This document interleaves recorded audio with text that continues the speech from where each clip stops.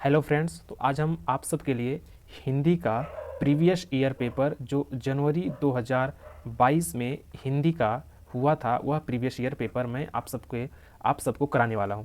यह दोस्तों बहुत ही इम्पॉर्टेंट है। जो आगामी एग्ज़ाम 9 जनवरी 2023 से होने वाले हैं सीटेट का, इसमें हमने दोस्तों जो 28 दिसंबर 29 दिसंबर को जो एग्ज़ाम हुए 2022 में, हमने उसमें प्रीवियस ईयर का क्वेश्चन पेपर कराया था, जो हिंदी का बहुत ही इंपॉर्टेंट क्वेश्चन फंसे हुए हैं। तो आइए हम आप सब 8 और 9 जनवरी को जो एग्ज़ाम होने वाले हैं सीटेट का, उसमें मैं हिंदी का प्रीवियस ईयर पेपर कराने जा रहा हूं, जो बहुत ही इंपॉर्टेंट क्वेश्चन है दोस्तों। प्लीज़ आप लोग क्लास को पूरी तरह अच्छी से देख लीजिए, बहुत ही इंपॉर्टेंट क्वेश्चन है दोस्तों। ठीक है, क्लास को आप लोग लाइक कर दीजिए और शेयर कर दीजिए। आइए आज की क्लास स्टार्ट करते हैं।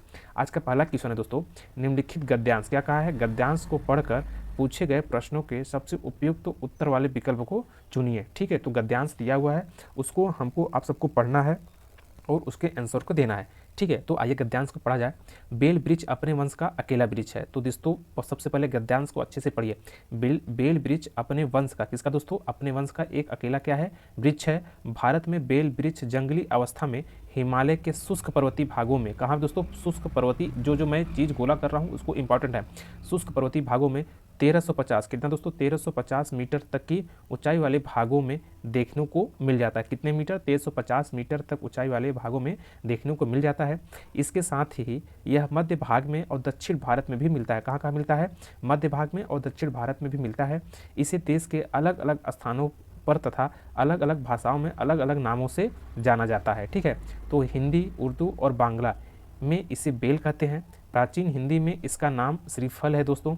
वर्तमान समय में श्रीफल नारियल को भी कहा जाता है। किसको कहा जाता है दोस्तों, वर्तमान समय में श्रीफल, क्या दोस्तों, श्रीफल किसको कहा जाता है, नारियल को भी कहा जाता है। ठीक है, तो भारत में बेल की खेती लगभग सभी स्थानों पर सफल है। इसे ऐसे स्थानों पर भी उगाया जा सकता है दोस्तों जहां अन्य वृक्ष नहीं उगाए जा सकते।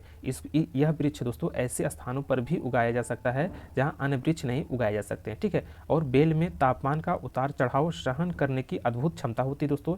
यह डिग्री 7 सेल्सियस से 48 डिग्री सेल्सियस तक तापमान सहन कर लेता है और अपना विकास करता है दोस्तों। इस वृक्ष की ऊंचाई कितने, 10 से 15 मीटर, कितना दोस्तों, 10 से 15 मीटर हो सकती है। इस वृक्ष की ऊंचाई कितना हो सकती है दोस्तों, 10 से 15 मीटर हो सकती है। ठीक है, इस वृक्ष की ऊंचाई कितना दोस्तों, 10 से 15 मीटर हो सकती है। कितना हो सकती है, 10 से 15 मीटर हो सकती है दोस्तों। ठीक है, कभी कभी 18 मीटर तक ऊंचे बेल भी देखने को मिल जाते हैं।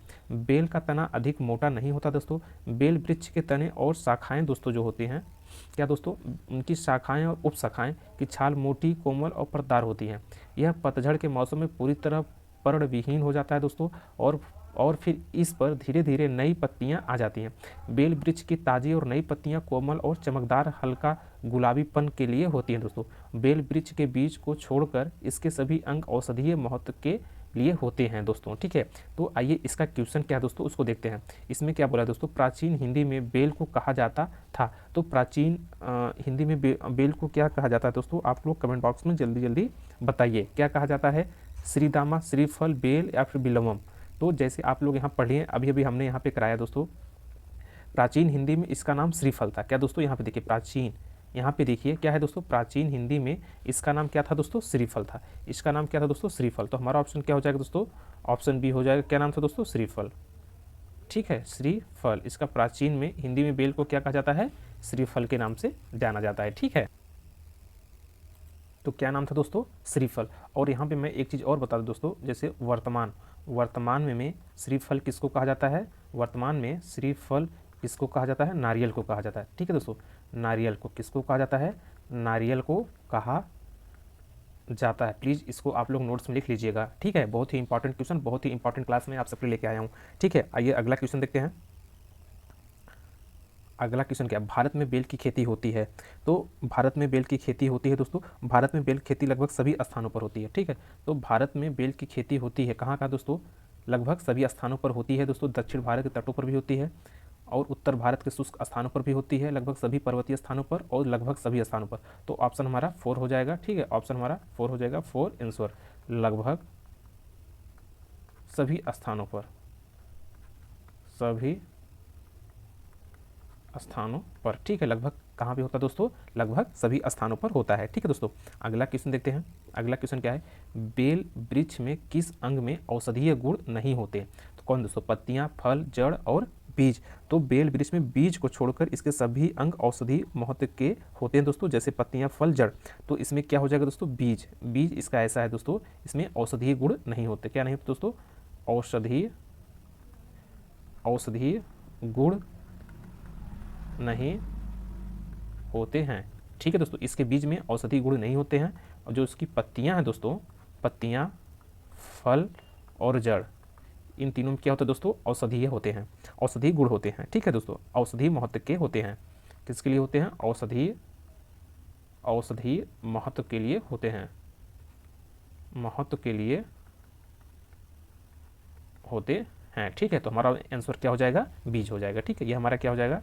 ये हमारा आंसर हो जाएगा। ठीक है, बीज। अगला क्वेश्चन देखते हैं दोस्तों। क्लास को बहुत तेजी के साथ खत्म करना है। बेल वृक्ष के संबंध में कौन सा कथन सत्य नहीं है? हमारा क्वेश्चन क्या है? बेल वृक्ष के संबंध में कौन सा कथन सत्य नहीं है? तो कौन सा कथन सत्य नहीं है दोस्तों? इनकी पत्तियां कोमल और चमकदार होती है दोस्तों, यस। इनकी ऊंचाई 10 से 15 मीटर होती है दोस्तों, यस। इसे ऐसे स्थानों पर भी उगाया जा सकता है जहां अन्य वृक्ष न उगते हैं दोस्तों, यस। इनकी पत्तियां कठोर और गहरे हरे रंग की होती है, नहीं। ये तीनों क्या है दोस्तों? यह तीनों सही है। इनकी पत्तियां कठोर नहीं होती दोस्तों, और गहरे हरे रंग की भी नहीं होती। तो हमारा ऑप्शन क्या हो जाएगा दोस्तों? ऑप्शन हमारा 4 हो जाएगा। ठीक है, हमारा आंसर क्या हो जाएगा? 4। इनकी पत्तियां कठोर और गहरे रंग की नहीं होती हैं। ठीक है, अगला क्वेश्चन देखते हैं दोस्तों। तना शब्द संज्ञा है, जातिवाचक, गुणवाचक, भाववाचक, व्यक्तिवाचक। तो तना शब्द दोस्तों क्या है? जातिवाचक है। क्या है दोस्तों? तना शब्द जातिवाचक है, जातिवाचक। क्या है दोस्तों? जातिवाचक। क्या हमारा क्या हो जाएगा? आंसर हो जाएगा जातिवाचक संज्ञा है दोस्तों। जिस शब्द में किसी प्राणी या वस्तु की समस्त जाति का बोध होता हो, उन शब्दों को हम लोग क्या कहते हैं? जातिवाचक संज्ञा कहते हैं। दोस्तों मैं इसको फिर से बता दूं, जिस शब्द में किसी प्राणी या वस्तु की समस्त जाति का बोध होता है, उन शब्दों को जातिवाचक संज्ञा कहते हैं। जैसे में दोस्तों आप लोग घोड़ा, फूल, तना, मनुष्य, ठीक है, मनुष्य और वृक्ष इत्यादि। ठीक है दोस्तों, घोड़ा, फूल, तना, मनुष्य, वृक्ष और इत्यादि। ठीक है दोस्तों, अगला क्वेश्चन देखते हैं। बेल वृक्ष की छाल होती है, बेल वृक्ष की छाल होती है क्या? मोटी, कोमल, परतदार, पतली, कोठर परतदार, मोटी, कठोर परतदार, या फिर पतली, कोमल, परतदार। तो इसका आंसर हो जाएगा दोस्तों, मोटी भी होती है, कठोर भी होती है और परतदार भी होती है। ठीक है, तो इसका आंसर क्या हो जाएगा दोस्तों? बेल वृक्ष की छाल मोटी, कोमल और परतदार होती है। ठीक है, तो मोटी, कोमल और परतदार होती है। ऑप्शन हमारा ए हो जाएगा। ठीक है, मोटी भी होती है दोस्तों और कोमल भी होती है। ठीक है, और क्या होती है? परतदार। हमारा आंसर क्या हो जाएगा? ऑप्शन ए हो जाएगा, ये हमारा आंसर हो जाएगा। ठीक है, अगला क्वेश्चन देखते हैं दोस्तों। पर्ण विहीन में समास है क्या दोस्तों? पर्ण, यहाँ पे लिखा पर्ण विहीन में समास है। क्या समास है दोस्तों? तो पर्ण विहीन में दोस्तों जो होता है पर्ण से विहीन, क्या इसका अर्थ क्या हो जाएगा दोस्तों? पर्ण से विहीन क्या हो जाएगा दोस्तों? पर्ण से विहीन हो जाएगा। ठीक है, पर्ण से विहीन शब्द में तत्पुरुष समास होता है। क्या होता है दोस्तों? तत्पुरुष समास होता है। क्या होता है दोस्तों? तत्पुरुष समास होता है। इसमें उत्तर पद प्रधान होता है तथा दोनों पदों के मध्य आने वाले परसर्गों का लोप हो जाता है। जिस समास का पहला पद अव्यय या फिर उपसर्ग हो तथा उसका दूसरा पद संज्ञा हो, उसे अव्ययीभाव समास कहते हैं। इसलिए हमारे इसमें क्या हो जाएगा आंसर दोस्तों? तत्पुरुष समास। हमारा आंसर क्या हो जाएगा? तत्पुरुष समास। ये हमारा क्या हो जाएगा? आंसर हो जाएगा। ठीक है, अगला क्वेश्चन देखते हैं दोस्तों। अगला क्वेश्चन क्या है? बेल में सहने की अद्भुत क्षमता होती है। तो बेल में तापमान के उतार चढ़ाव सहने की अद्भुत क्षमता होती है। ठीक है दोस्तों, क्या हो जाएगा हमारा आंसर? तापमान में उतार चढ़ाव की अद्भुत क्षमता होती है। ठीक है, अगला क्वेश्चन देखते हैं दोस्तों।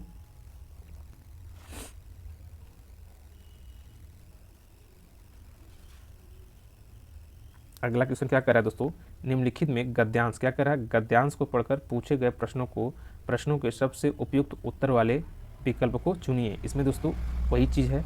ठीक है, तो इसमें हम लोग अगला क्वेश्चन मतलब अगला टॉपिक देखते हैं। ठीक है,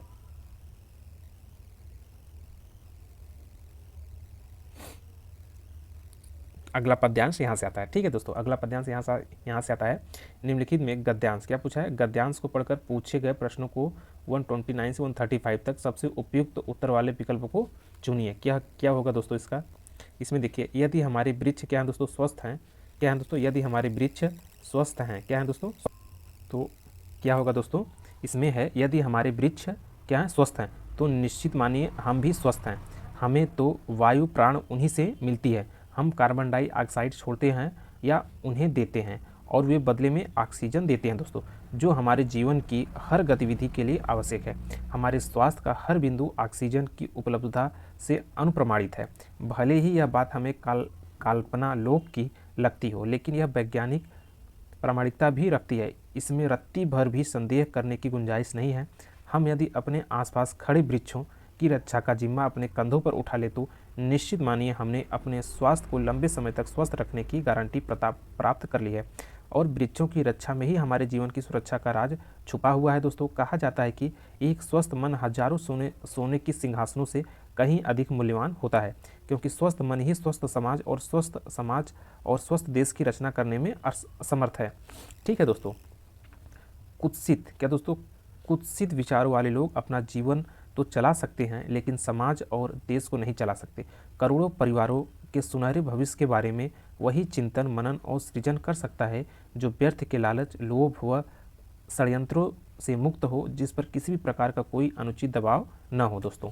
ठीक है, तो आइए इसका क्वेश्चन हम लोग सॉल्व करते हैं। हमारा पहला क्वेश्चन है, हमारा स्वास्थ्य किस पर निर्भर करता है दोस्तों? तो हमारा स्वास्थ्य किस पर निर्भर करता है दोस्तों? स्वस्थ वृक्षों पर, फलदार वृक्षों पर, विशाल वृक्षों पर, वृक्षों की प्रजाति पर। तो किस पे निर्भर करेगा दोस्तों? आप लोग कमेंट बॉक्स में बताइए दोस्तों। तो हमारा स्वास्थ्य और स्वस्थ वृक्षों पर निर्भर करता है दोस्तों। किस पे? स्वस्थ वृक्षों पर। जो हमारा स्वास्थ्य है दोस्तों, इसे स्वस्थ वृक्षों पर ही निर्भर करता है। तो हमारा आंसर क्या हो जाएगा दोस्तों? स्वस्थ वृक्षों पर। ठीक है, अगला क्वेश्चन देखते हैं। हमारे जीवन की सुरक्षा निर्भर है वृक्षों की सुरक्षा पर, छोटे वृक्षों पर, सुंदर वृक्षों पर, उपवन पर। तो इसमें हमारे क्या हो जाएगा दोस्तों आंसर? वृक्षों की सुरक्षा पर। जब वृक्ष सुरक्षित है दोस्तों, तो हमारा जीवन भी सुरक्षित है। तो ये हमारा क्या हो जाएगा? आंसर हो जाएगा। ठीक है, वृक्षों की सुरक्षा पर। ठीक है दोस्तों, अगला क्वेश्चन देखते हैं। स्वस्थ देश की रचना कर सकता है स्वस्थ तन, स्वस्थ मन, स्वस्थ वृक्ष, स्वस्थ फल। तो कौन कर सकता है दोस्तों? स्वस्थ मन।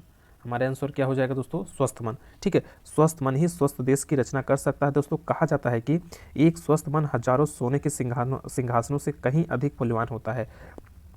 कहा जाता है दोस्तों, एक स्वस्थ मन, मैं यहाँ लिख दूं, एक स्वस्थ मन दोस्तों हजारों सोने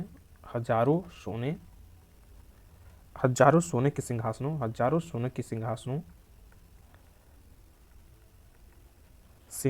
से कहीं अधिक मूल्यवान होता है। हजारों सोने के सिंहासनों से कहीं अधिक क्या होता है दोस्तों? मूल्यवान होता है। ठीक है दोस्तों, तो हमारा आंसर क्या हो जाएगा दोस्तों? स्वस्थ मन हो जाएगा। ठीक है, अगला क्वेश्चन देखते हैं। अगला क्वेश्चन क्या? स्वस्थ रहने की गारंटी है।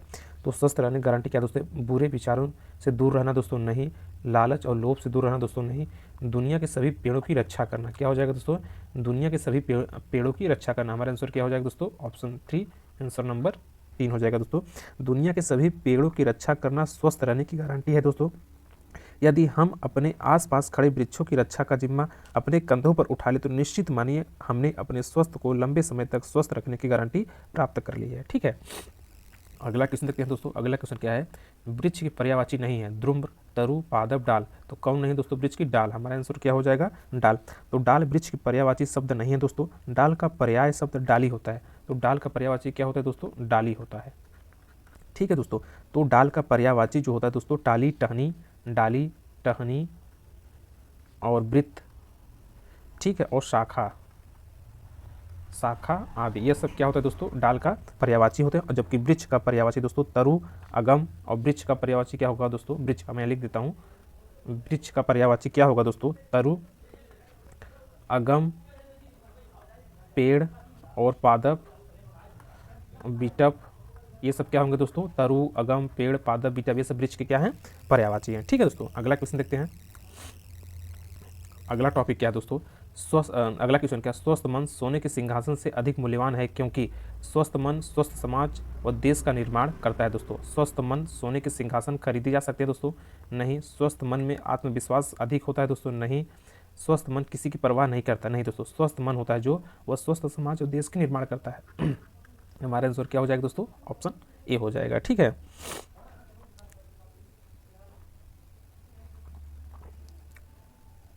अगला क्वेश्चन देखते हैं दोस्तों। अगला क्वेश्चन क्या है, प्रामाणिकता का उपयुक्त विग्रह है क्या? प्रमाण प्लस एक प्लस था, या फिर प्रामाणिक प्लस था, या फिर प्रमाण प्लस एक प्लस था, या फिर प्रामाणिक प्लस था। तो क्या हो जाएगा दोस्तों इसका, इसमें विग्रह, या दोस्तों प्रामाणिकता का उपयुक्त विग्रह क्या क्या होता है दोस्तों, विग्रह है, उपयुक्त विग्रह है। तो इसमें दोस्तों क्या हो जाएगा, प्रमाण प्लस एक प्लस ता होगा दोस्तों। ठीक है, प्रमाण प्लस एक प्लस ता, तो हमारा आंसर क्या हो जाएगा दोस्तों, फर्स्ट हो जाएगा, आंसर नंबर हमारा फर्स्ट हो जाएगा। ठीक है, आइए अगला क्वेश्चन देखते हैं। ये दोस्तों वही ऑप्शन बार बार पूछा है, तो आगे हम चलते हैं। ठीक है, जो चीज़ें हमने पढ़ाया उसी को दोबारा रिपीट किया हुआ क्वेश्चन, तो हम आगे बढ़ते हैं।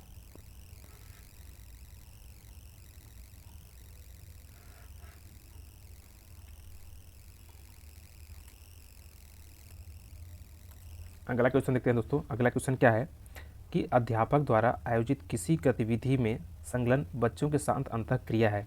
तो इसका ऑप्शन क्या हो जाएगा दोस्तों, मैं बता दूं, संदर्भानुसार भाषा और संप्रेषण विकसित करने में सहायता करती है। ठीक है दोस्तों, यह संदर्भानुसार भाषा और संप्रेषण विकसित करने में सहायता करती है दोस्तों। जब खेल रहे हो तब भाषा अधिगम को बोझिल बनाती है दोस्तों, नहीं। ज्ञान का प्रमाणित स्रोत प्रदान करती है दोस्तों, नहीं। भाषा के खेल द्वारा बच्चों को उनके घर की भाषा सीखने की सहायता करती है, नहीं। तो हमारा आंसर क्या हो जाएगा दोस्तों, संदर्भानुसार भाषा और संप्रेषण विकसित करने की सहायता प्रदान करती है दोस्तों। और मैं आप सबको एक चीज़ बता दूं, अध्यापक द्वारा जो होता है दोस्तों, अध्यापक द्वारा आयोजित किसी गतिविधि में संलग्न बच्चों के साथ अंतःक्रिया संदर्भानुसार भाषा संप्रेषण विकसित करने में सहायता करती है दोस्तों। अध्यापक और शिक्षार्थी जो होते हैं के मध्य अंतःक्रिया जब होती है दोस्तों, तब संपूर्ण अंतःक्रिया किसी लक्ष्य की ओर उन्मुख होती है। शिक्षक और शिक्षार्थी और शिक्षा शास्त्र के आधार पर एक दूसरे के व्यक्तित्व से लाभान्वित और प्रभावित होते हैं दोस्तों। ठीक है, तो हमारा आंसर क्या हो जाएगा, संदर्भानुसार भाषा और संप्रेषण विकसित करने में सहायता प्रदान करती है। ठीक है दोस्तों, अगला क्वेश्चन देखते हैं। अगला क्वेश्चन क्या है, अध्यापक द्वारा आयोजित किसी गतिविधि में संलग्न बच्चों के साथ अंतःक्रिया है। तो इसका ऑप्शन क्या होगा, संदर्भानुसार संप्रेषण विकसित करने में सहायता करती है दोस्तों, नहीं। 1 मिनट दोस्तों, यह क्वेश्चन बार बार को रिपीट किया हुआ दोस्तों। ठीक है, अगला हम ऑप्शन देखते हैं। यदि बच्चे अपने आसपास दो भाषाएं सुनते हैं, तो दो भाषाएं सुनने का यह अवसर बच्चे को वंचित रखता है दोस्तों। ठीक है, बच्चे को वंचित रखेगा, बच्चे को लाभ पहुंचाएगा, किसी भी तरह प्रभावित नहीं करेगा, पारस्परिक रूप से बाधित करेगा। ठीक है, तो इसमें क्या करें दोस्तों, बच्चे को लाभ पहुंचाएगा। हमारा आंसर क्या हो जाएगा दोस्तों, बच्चे को लाभ पहुंचाएगा। ठीक है, जब यदि बच्चे दो भाषाएं अगल बगल सुनते हैं तो बच्चे उससे अग्रसित होते, उस चीज़ को सुनते हैं और अपने दिमाग में कंठस्थ करते हैं, ऐसे वो बच्चों को क्या करेगा, लाभ पहुंचाता है। ठीक है दोस्तों, अगला क्वेश्चन देखते हैं दोस्तों। निम्नलिखित में से बच्चों के भाषा विकास करने का सबसे अधिक महत्वपूर्ण पहलू है क्या दोस्तों, आप लोग कमेंट बॉक्स में बताइए। तो उस भाषा का अवसर मिलता है दोस्तों, उस भाषा में प्रयोग एवं अभ्यास करना, त्रुटियों में सुधार करना, वयस्कों की नकल करना। इसमें हमारा ऑप्शन क्या हो जाएगा दोस्तों, उस भाषा का अवसर मिलना, उस भाषा का अवसर मिलना। ठीक है दोस्तों, उस भाषा क्या होगा, अवसर मिला। हमारा आंसर क्या हो जाएगा, ए, उस भाषा का अवसर मिला। और मैं आप सबको बता दूं, बच्चों के भाषा विकास का सबसे अधिक महत्वपूर्ण पहलू है उसे भाषा का अवसर मिलना। ठीक है, भाषा में सामाजिक और संज्ञानात्मक पहलू शामिल है दोस्तों। क्या शामिल है, भाषा में सामाजिक और संज्ञानात्मक, भाषा में क्या शामिल है, सामाजिक और संज्ञानात्मक। ठीक है दोस्तों, भाषा में सामाजिक और संज्ञानात्मक पहलू शामिल है दोस्तों। और विकास के लिए बच्चों से बात करना चाहिए, इससे बच्चों की भाषा का विकास में वृद्धि होती है। ठीक है दोस्तों, अगला क्वेश्चन देखते हैं। अगला क्वेश्चन क्या है, लिखना और सीखने में कीरम काटे स्क्रिबलिंग। क्या दोस्तों, स्क्रिबलिंग बहुत ही इंपॉर्टेंट यह दोस्तों टॉपिक है। स्क्रिबलिंग अक्षर है, लिखना और सीखने में कीरम काटे स्क्रिबलिंग एक महत्वपूर्ण चरण है, क्योंकि बच्चे प्रयास करते हैं। जिस दिन उन्होंने पेन या पेंसिल पकड़ी उस दिन शब्द एवं अक्षर लिखने का, अपने लिए चिन्हों से अर्थ निकालने का, पढ़ने लिखने संख्या ज्ञान में कुछ समय बिताने का, या फिर वयस्कों की नकल करने का। तो वो बच्चे क्या करते हैं पता है दोस्तों, अपने लिए चिन्हों से अर्थ निकालने का। हमारा आंसर क्या हो जाएगा दोस्तों, ऑप्शन बी हो जाएगा अपने लिए चिन्हों से अर्थ निकालने का। बच्चा जब दोस्तों हाथ में पेंसिल पकड़ता है दोस्तों या पकड़ने लायक होने पर प्रारंभ कागज़ पर लकीरें घसीटता है तो ये लकीरें किसी वस्तु विशेष की चित्र नहीं होती है, लेकिन लिखना सीखने, कीरम काटे, इसको गुदा गादी की अवस्था में बच्चे अपने लिए चिन्हों से अर्थ निकालने का प्रयास करते हैं। क्या करते हैं दोस्तों? अपने लिए चिन्हों का मतलब अपने लिए चिन्हों से अर्थ निकालने का प्रयास करते हैं। इस क्रिया को क्या कहते हैं दोस्तों? स्क्रिबलिंग। क्या कहते हैं दोस्तों? स्क्रिबलिंग कहते हैं। ठीक है, अगला क्वेश्चन देखते हैं दोस्तों। इसमें दिया हुआ निम्नलिखित में से कौन सा कथन सही है? आप लोग कथन को सही बताइए। ठीक है, लिखाई और लेखन एक समान दोस्तों। लिखाई निम्नलिखित में से कौन सा कथन सही है? ठीक है दोस्तों, आप लोग बताइए दोस्तों। जैसे लिखाई और लेखन एक समान है दोस्तों, लेखक विचारों की अभिव्यक्ति है दोस्तों, लिखाई और तात्पर्य कागज पर एक शब्द लिखना लिखना एक उत्पाद है। तो इसमें हमारा आंसर क्या हो जाएगा दोस्तों? लेखक विचारों की अभिव्यक्ति है। हमारा आंसर क्या हो जाएगा दोस्तों? लेखक विचारों क्या है? अभिव्यक्ति है। ऑप्शन 2 हमारा, ऑप्शन 2 हमारा आंसर हो जाएगा। लेखक जो होता है दोस्तों, लेखक विचारों की अभिव्यक्ति है। ठीक है दोस्तों, लेखक क्या है? विचारों की अभिव्यक्ति है। ठीक है, अगला क्वेश्चन देखते हैं हम लोग। हाथ व आंख का समन्वय किस कौशल के विकास को बढ़ावा देगा? तो किस कौशल के विकास को बढ़ावा देगा दोस्तों? सुनना, बोलना, हस्तलेखन या फिर पढ़ना? तो किसके लिए दोस्तों? हस्तलेखन। क्या दोस्तों? हस्तलेखन। किसके लिए दोस्तों? हस्तलेखन। हमारा आंसर क्या हो जाएगा दोस्तों? हस्तलेखन। कौशल का दोस्तों जो होता है, कौशल का शाब्दिक अर्थ होता है दक्षता। कौशल का शाब्दिक अर्थ क्या होगा दोस्तों? दक्षता होता है। ठीक है, दक्षता होता है। व्यक्ति हाथ व आंख का समन्वय करके हस्तलेखन की दक्षता या कौशल के विकास को बढ़ावा देता है। ठीक है दोस्तों, अगला क्वेश्चन देखते हैं। बुनियादी स्तर पर शिक्षार्थियों को विद्यालय में उनके घर की भाषा में पढ़ाना चाहिए, क्योंकि पढ़ाना चाहिए दोस्तों? आप लोग कमेंट बॉक्स में बताइए। यह उनकी शिक्षण अधिगम प्रक्रिया में सहभागिता को बढ़ाएगा। ठीक है दोस्तों, विद्यालय भाषा में भाषा सीखना का महत्व रखता है। यह विद्यालय भाषा में नए ज्ञान को संप्रेषित करता है या कक्षा में चुप्पी को बढ़ावा देता है। तो हमारा आंसर क्या हो जाएगा दोस्तों? फर्स्ट हो जाएगा। यह उनकी शिक्षण अधिगम प्रक्रिया में सहभागिता को बढ़ाएगा। यह हमारा आंसर हो जाएगा। ठीक है, तो मैं बता दूं दोस्तों, एनसीएफ 2005 के अनुसार, ठीक है, एनसीएफ 2005 के अनुसार दोस्तों प्राथमिक स्तर पर शिक्षण का माध्यम मातृभाषा में होना चाहिए। किस में होना चाहिए दोस्तों? मातृभाषा में होना चाहिए। ठीक है, अगला क्वेश्चन देखते हैं दोस्तों। विद्यालय के शुरुआती दिनों में शिक्षार्थी के घर की भाषा का उपयोग करना शिक्षक पर बोझ बढ़ाता है, सभी के लिए अधिक प्राकृतिक एवं तनाव भरा है दोस्तों, हमेशा अधिगम उद्देश्यों को सुधार को बढ़ावा देता है दोस्तों, घर से विद्यालय में सहज परागमन को समुन्नत करता है दोस्तों। तो इसमें हमारा आंसर क्या हो जाएगा दोस्तों? ऑप्शन हमारा डी हो जाएगा। घर से विद्यालय में सहज परागमन को समुन्नत करता है। यह हमारा क्या हो जाएगा दोस्तों? आंसर हो जाएगा। ठीक है, अगला क्वेश्चन देखते हैं दोस्तों। अगला क्वेश्चन क्या कह रहा है? योगात्मक आकलन का मुख्य उद्देश्य क्या है? तो उपलब्धि में सुधार लाना दोस्तों? नहीं। एक इकाई के अध्ययन की शुरुआती में विद्यार्थी की समझ पर तथ्य या आंकड़े एकत्रित करना दोस्तों? नहीं। शिक्षण को विद्यार्थियों के अधिगम में सुधार हेतु विद्यार्थी की समझ के वर्तमान स्तर पर मूल्यांकन करना दोस्तों? नहीं। उपलब्धि का मापन करना एवं गुणवत्ता स्थापित करना दोस्तों? यस, हमारा आंसर क्या हो जाएगा? ऑप्शन डी हो जाएगा। ठीक है दोस्तों, अगला क्वेश्चन देखते हैं। अगला क्वेश्चन क्या कह रहा है? विविध परिस्थितियों में भाषा का उपयुक्त एवं प्रभावी उपयोग करने के लिए हमें आवश्यकता है। किसकी आवश्यकता है दोस्तों? व्याकरण के नियमों की जानने की दोस्तों? नहीं। प्रत्येक व्याकरणक पद की परिभाषा जानने की? नहीं। व्याकरण के प्रति व्यवस्थित ध्यान केंद्रित करने की? नहीं। संदर्भ के अनुसार व्याकरण का उपयोग पर ध्यान देने की? ऑप्शन हमारा क्या हो जाएगा दोस्तों? ऑप्शन हमारा 4 हो जाएगा। ठीक है, बहुत ही इंपॉर्टेंट क्लास है दोस्तों, प्लीज़ आप लोग क्लास को अधिक से अधिक लाइक कर दीजिए और सब्सक्राइब कर दीजिए। ठीक है, अगला क्वेश्चन देखते हैं। निम्नलिखित में से कौन सा कथन भाषा की कक्षा के लिए सही नहीं है? तो कौन नहीं दोस्तों? कक्षा में उठ रहे शोर का तात्पर्य है कि शिक्षार्थी अधिगम में शामिल है दोस्तों? नहीं। एक अनुशासित कक्षा वह है जहां शिक्षार्थी शांत बैठे और शिक्षक अच्छा पढ़ा रहे हैं दोस्तों? ठीक है, हमारा आंसर क्या हो जाएगा दोस्तों? ऑप्शन बी हो जाएगा। एक अनुशासित कक्षा वह है जहाँ शिक्षार्थी शांत बैठे हैं और शिक्षक अच्छा पढ़ा रहे हैं। ठीक है, आइए अगला क्वेश्चन देखते हैं दोस्तों। अगला क्वेश्चन क्या कर रहा है दोस्तों? व्याकरण के अभ्यास। क्या है दोस्तों? व्याकरण के अभ्यास संदर्भ के अनुसार होने चाहिए, जीवन उन्मुख होने चाहिए, पूर्णतया रूप से केंद्रित होने चाहिए, रटने पर केंद्रित होने चाहिए। तो क्या होने चाहिए दोस्तों? संदर्भ के अनुसार होने चाहिए। हमारा आंसर क्या हो जाएगा दोस्तों, संदर्भ के अनुसार होने चाहिए। मैं एक चीज़ बता दूं, व्याकरण का अभ्यास छात्रों को संदर्भ के अनुसार होना चाहिए दोस्तों। भाषा को पढ़ाते हुए उसमें आए हुए संदर्भित भाषा जैसे संज्ञा, सर्वनाम, विशेषण, समास इत्यादि का अभ्यास कराते रहना चाहिए। ठीक है, अगला क्वेश्चन देखते हैं। निम्नलिखित में से कौन सा एक नाम चोम्स्की द्वारा सुझाया गया है? किसके द्वारा दोस्तों? चोम्स्की के द्वारा सुझाया गया है।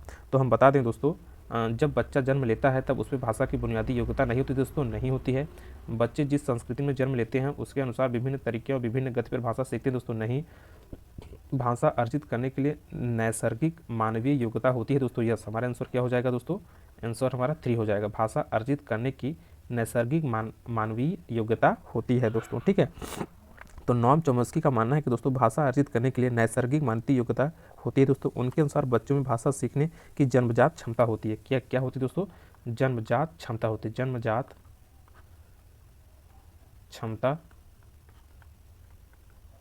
होती है। ठीक है दोस्तों, बच्चों में जन्मजात से क्षमता होती है भाषा सीखने की। यहाँ लिख दो, भाषा सीखने की जन्मजात क्षमता होती है दोस्तों। ठीक है, अगला क्वेश्चन देखते हैं। आगमन विधि प्रारंभ है। आगमन विधि प्रारंभ है दोस्तों किससे? भारी सामग्री से हल्की सामग्री दोस्तों, जटिल से विभिन्न, या फिर परिचित से परिचित, या फिर अमूर्त से मूर्त। किससे दोस्तों? परिचित से अपरिचित। ठीक है, परिचित से अपरिचित। हमारा आंसर क्या हो जाएगा दोस्तों? परिचित से अपरिचित। ये हमारा क्या हो जाएगा? ये हमारा आंसर हो जाएगा। ठीक है, अगला क्वेश्चन देखते हैं दोस्तों। अगला क्वेश्चन क्या कह रहा है? एक शिक्षक विद्यार्थियों को अपनी उंगलियों से रेत से भरी ट्रे में वर्णमाला के अक्षर लिखने के लिए कहती है और कहता है, तो इस गतिविधि का उद्देश्य क्या है? मैं आज सबको बता दूं दोस्तों, प्रश्न एक शिक्षक है जो विद्यार्थियों को अपनी उंगली से रेत से भरी ट्रे में वर्णमाला के अक्षर लिखने के लिए कहता है, तो इस गतिविधि का उद्देश्य सूक्ष्मगात्मक कौशलों को मजबूत करना। क्या होता है दोस्तों? सूक्ष्मगात्मक कौशलों को मजबूत करना। यह हमारा क्या हो जाएगा? आंसर हो जाएगा। ठीक है, यह हमारा आंसर हो जाएगा, सूक्ष्म गत्यात्मक कौशलों को मजबूत करना। दोस्तों आप लोग का बहुत बहुत धन्यवाद। यह प्रीवियस ईयर पेपर हिंदी का बहुत ही इंपॉर्टेंट है दोस्तों, प्लीज़ आप लोग इस क्लास को देख के जाइएगा। ठीक है, और हम चाहेंगे कि जो आगामी एग्जाम होने वाले हैं सीटेट को, आप लोग उसमें 30 में से 30 क्वेश्चन में से 25 क्वेश्चन के ऊपर ही आप लोग का सही आंसर होना चाहिए दोस्तों। ठीक है, आप लोग का बहुत बहुत धन्यवाद। प्लीज़ आप लोग क्लास को लाइक कर दीजिए और सब्सक्राइब कर दीजिए।